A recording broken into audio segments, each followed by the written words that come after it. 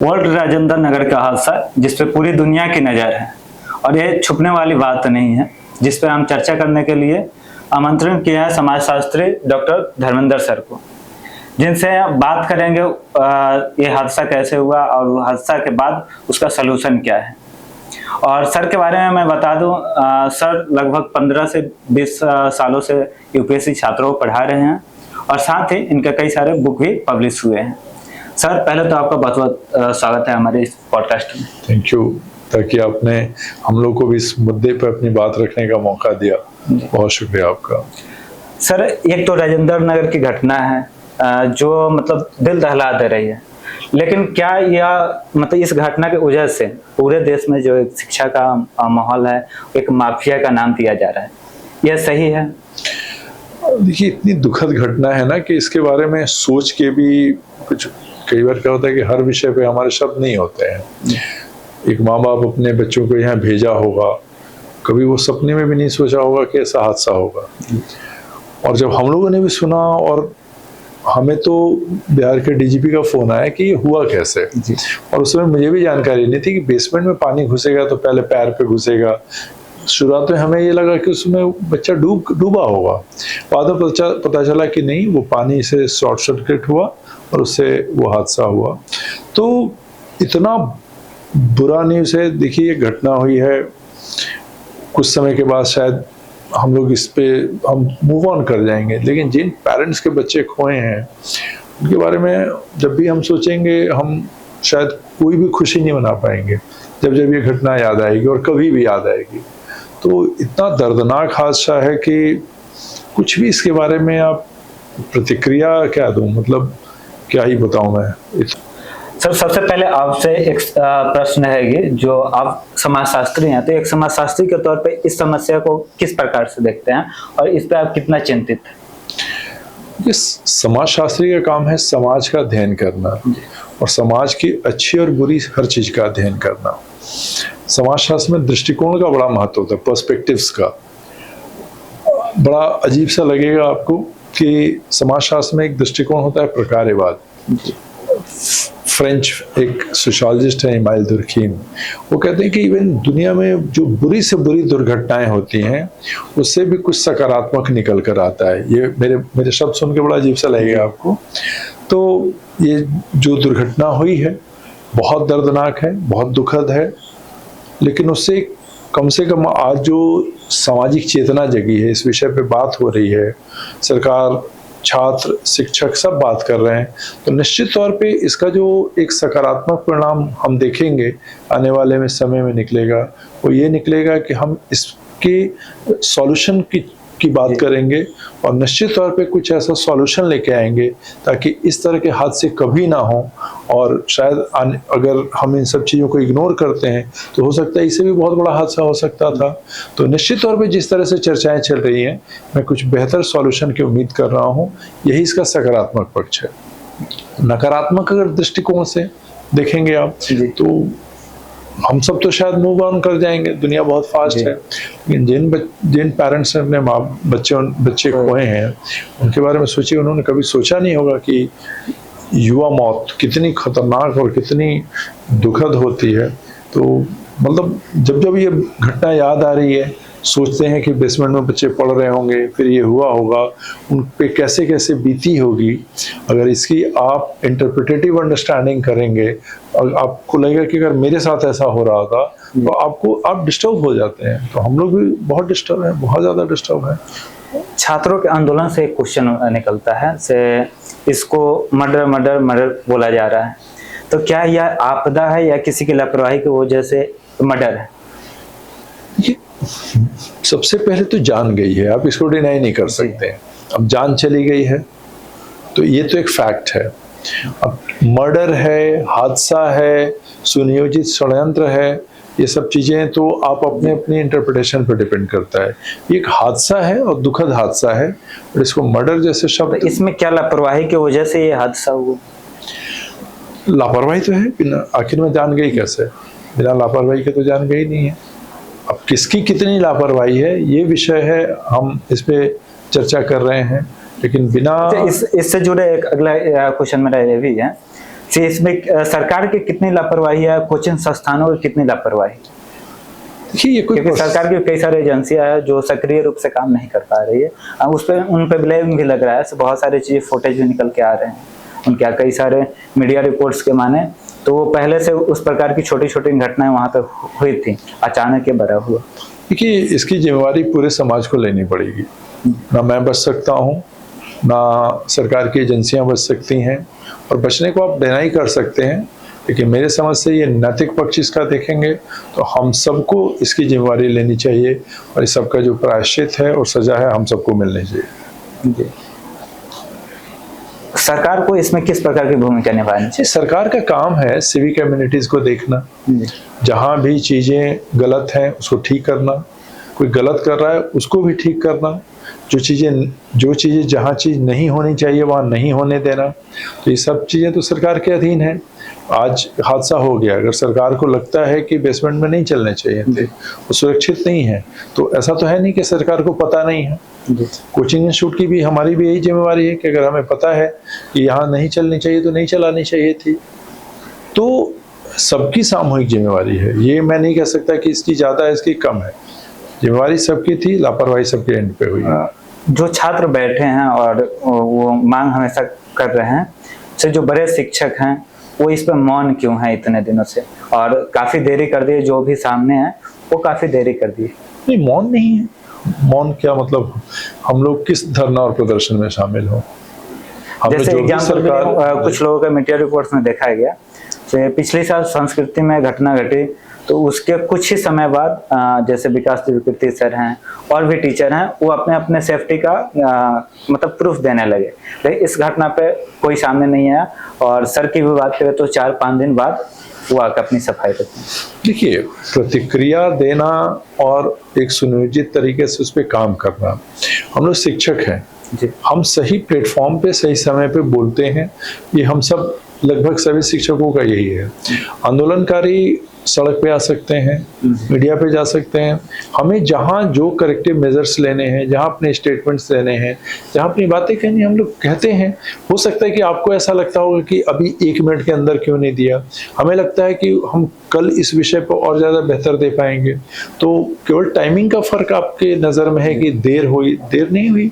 अगर कोई घटना घटी है तो पहले तो वो शॉक से निकलने में 2-3 दिन हमें लग जाता है, हुआ कैसे, प्लस हम उसमें इन्वॉल्व होते हैं। हमें पहले ये देखना होता है कि वो बच्चे सुरक्षित हैं कि नहीं, जो बच्चे हैं, जो बच्चे जिनके माँ बाप कॉल कर रहे हैं उनको हम पहले समझाते हैं। हम तो उन सब चीज़ों में पहले उन सब चीज़ों को निपटते हैं, उसके बाद जब उन सब चीज़ों से सेटल डाउन होते हैं तो फिर ये प्रतिक्रिया। और आप जैसे आज आपने बुलाया, यही आप 2 दिन बुलाए होते, 2 दिन पहले बुलाए होते तो मैं नहीं आ पाता। तो हमें तो पहले उन जो हज़ारों बच्चे हम लोग के साथ जुड़े हैं उनके प्रति जो हमारी पहला कर्तव्य है कि उनकी हम सुरक्षा, उनको इमोशनली जो डिस्टर्बेंसेस है उसको कूल डाउन करते हैं। और हो सकता है कि आंदोलनकारियों को लगता हो कि नहीं, उसी समय आपने आके नहीं कहा, लेकिन हम लोग देर नहीं करते हैं। हम लोग जो छात्र बैठे हैं वो हमेशा मांग करने से कम तो साथ खड़ा होना चाहिए स्टूडेंटों को, जो शिक्षक हैं वो उनके लोग हमेशा स्टूडेंट के साथ रहे हैं। अगर स्टूडेंट के साथ नहीं रहते तो इतनी हजारों संख्या में स्टूडेंट भी हमारे साथ नहीं रहते। तो काफी सारे पोस्ट देख रहे हो, जैसे ट्विटर पे टैंकर लापता, गुमशुदा, इस प्रकार, इससे मतलब इसको कैसे आप देख रहे हैं? मैं आपके माध्यम से कहना चाहता हूँ कि हम लोग हजारों स्टूडेंट, उनके पेरेंट्स और उनके परिवार वालों के संपर्क में हैं। हम लोग का फ़ोन दिन भर बजता रहता है, हम दिन भर उनकी से चर्चा करते रहते हैं।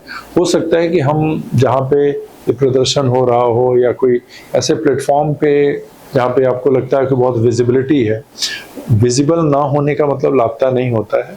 हम लोग पूरी जिम्मेवारी के साथ उन पेरेंट्स के साथ, उन बच्चों के साथ, उनके बीच में हैं जिनके प्रति हमारी जिम्मेवारी है। और जो एक शिक्षक जो माँ बाप के बाद सबसे इम्पोर्टेंट होता है, हम इस भूमिका को समझते हैं और बहुत संवेदनशीलता के साथ इस भूमिका को निभाते हैं। हो सकता है कि हम किसी चौराहे पे या किसी चैनल पे या ये ना दिख रहे हों, इसका ये मतलब नहीं कि हम लापता हैं। जो बच्चे हम लोग पे भरोसा करके दिल्ली आए हैं, माँ बाप समझ के हम लोग के बीच रहते हैं, हम सबसे पहले उनको संभाल रहे हैं इस समय। सर, इससे रिलेटेड और भी चीज़ें हैं, जैसे इस हादसे को अगर नेशनलाइज किया गया और इतने बड़ा अगर इशू बन रहा है तो क्या ये आंदोलन के माध्यम से ही था। अगर छात्र आंदोलन पर नहीं बैठते, धरना पर नहीं बैठते, तो क्या इसको इस प्रकार से सही व्यवस्था के लिए मांग नहीं उठती? नहीं, बैठना चाहिए। अगर छात्र बैठे हैं तो कोई गलत नहीं कर रहे हैं। हर आदमी को लोकतंत्र में अपनी बातों को कहने का। नहीं, एग्जाम्पल मैं आपसे ये जानना चाहूँ, जैसे छात्र इस बार इकट्ठे होकर धरना पे बैठे, तो इस मुद्दा को गंभीरता से ली जा रही है। इसके पहले सारे हुआ तो उस पर इतने मतलब छात्र संगठित नहीं हुए, तो इतना गंभीर नहीं लिया गया, चाहे वो संस्कृति की बात हो जाए या उसके पहले गुजरात में भी सारे कई घटनाएं देखा गया है। और राजेंद्र नगर के बाद इस पर कुछ सख्ती लिया जा रहा है, सरकार के द्वारा भी दिशा निर्देश भी जारी करने की बात हो रही है। थोड़ी मैं आपसे असहमति दिखाना चाहूँगा। ये छात्र हमेशा से ही एक बहुत सक्रिय युवा रहे हैं, और जब भी देश में कुछ अच्छा या बुरा होता है, छात्र अपने तरीके से रिएक्ट करते हैं, हमेशा रिएक्ट करते हैं।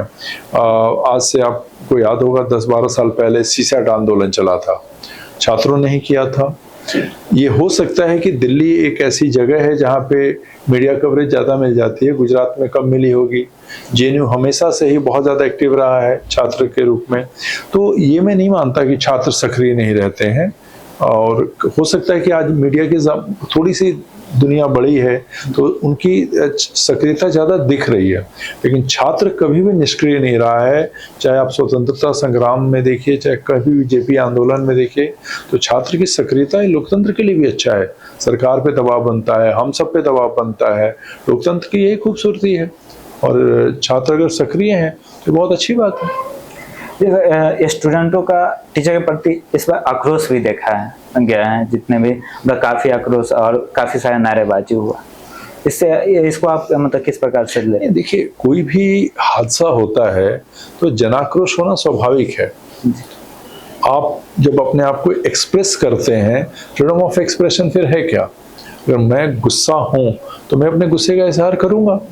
जब बच्चे हम लोग से खुश होते हैं, हमें पैर छूते हैं, हमें सम्मान देते हैं, तो वो भी फ्रीडम ऑफ एक्सप्रेशन के अंतर्गत आता है। आज नाराज हैं तो अगर वो मेरे प्रति गुस्सा जाहिर कर रहे हैं तो हमें उसे भी सर माथे पे लेना चाहिए। और मैं आपके माध्यम से बताना चाहता हूँ कि मैं ऐसा तो नहीं कि हम लोग से कभी कोई गलती हुई ही नहीं होगी या हो ही नहीं सकती।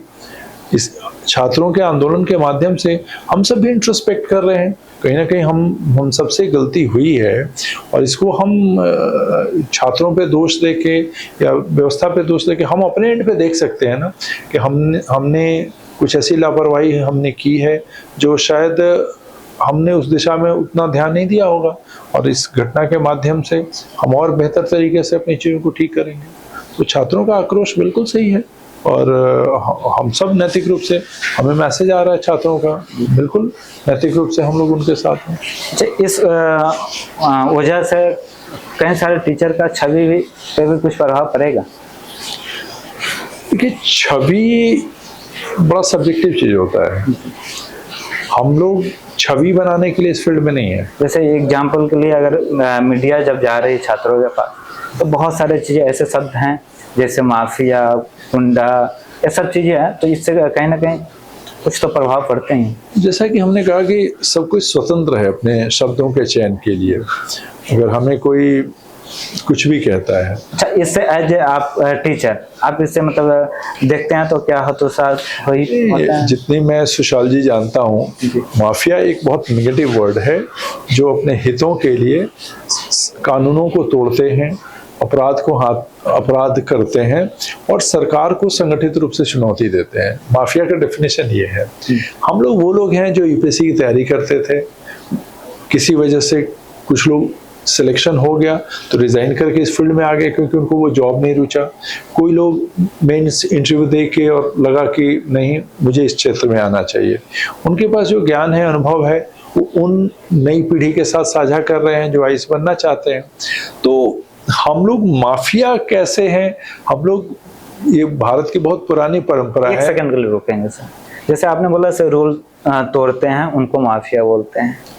बेसमेंट में क्लासेस चलाना शायद कहीं भी अभी रूल बुक में नहीं था, और उसके बावजूद भी क्लासेस चल रही थी, जिसकी वजह से ये बड़ी हादसा भी हुआ।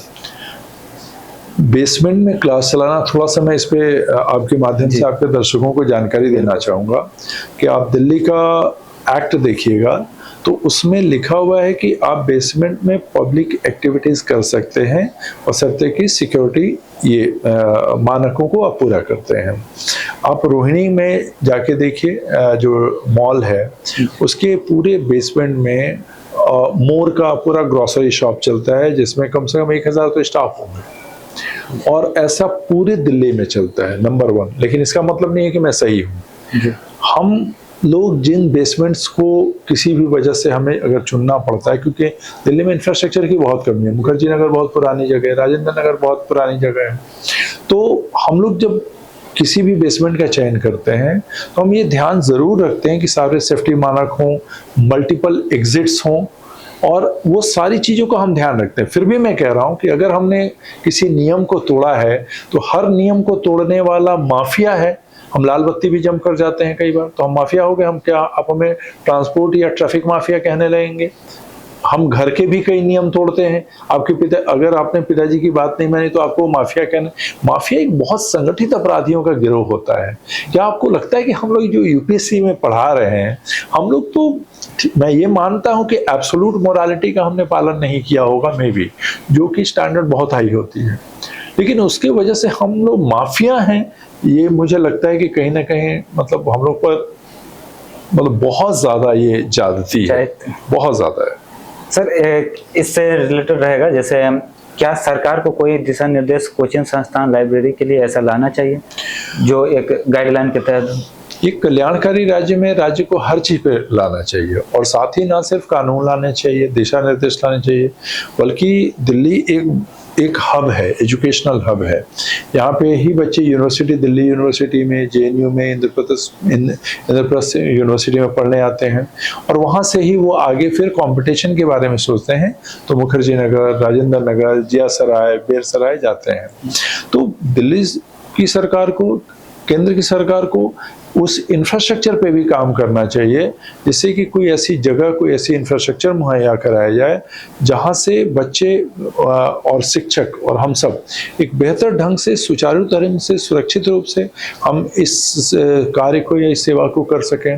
तो केवल दिशा निर्देश नहीं, अधोसंरचना, वो इंफ्रास्ट्रक्चर भी हमें उपलब्ध कराई जाए, जिससे कि भविष्य में कभी भी इस तरह के हाथ। इसमें सर मैं जोड़ना चाहूँगा, जैसे आपने बोला से दिशा निर्देश लाना चाहिए इंफ्रास्ट्रक्चर, तो इसमें कई सारे एजेंसियों पर ब्लेम डाली जा रही है, इसे इनका विषय नहीं है, उनका विषय है। तो इसी बीच जैसे राज्य सरकार और केंद्र सरकार में भी काफी तनाव रहता है, तो ये किसका विषय होना चाहिए? विषय तो ये संवैधानिक मामला है ना भाई, फेडरल स्ट्रक्चर है, कुछ राज्य के अधिकार हैं। दिल्ली एक सेमी फेडरल स्ट्रक्चर में है, मुख्यमंत्री है, लेकिन एजी यहाँ के ज़्यादा पावरफुल हैं बनिस्पत के दूसरे राज्यों के राज्यपालों से। तो लेकिन वही है ना कि स्ट्रगल ऑफ पावर में अल्टीमेटली अहित किसका हो रहा है? छात्रों का हो रहा है, जान कैसे चली गई? तो ये सब चीज़ों पे भी तो अंततः केंद्र सरकार, राज्य सरकार, जुडिशरी सबको मिलके काम करना चाहिए। दिशा निर्देश आएगा, हम लोग सारे दिशा निर्देशों का पालन करेंगे, लेकिन अंततः इंफ्रास्ट्रक्चर, जगह, ये सब देने की भी जिम्मेवारी सरकार की है। अब सरकार, केंद्र सरकार कहेगी राज्य सरकार की है, राज्य सरकार कहेगी केंद्र सरकार की, बट अल्टीमेटली पर्पस तो नहीं पूरा होगा ना।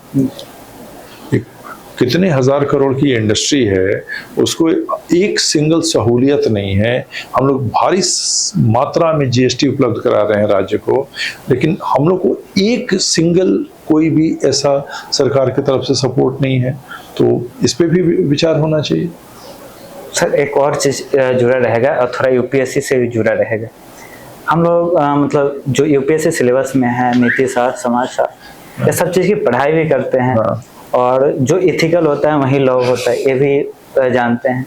तो क्या दिशा निर्देश यूपीएससी के जो शिक्षक पढ़ाते हैं उनके लिए जरूरी है, या खुद से वो इम्प्लीमेंट कर लें? क्योंकि वो आईएएस के बच्चे को तैयार करवा रहे हैं, नैतिक रहना सिखा रहे हैं, उसके बाद वो खुद अनैतिक हो जा रहे हैं।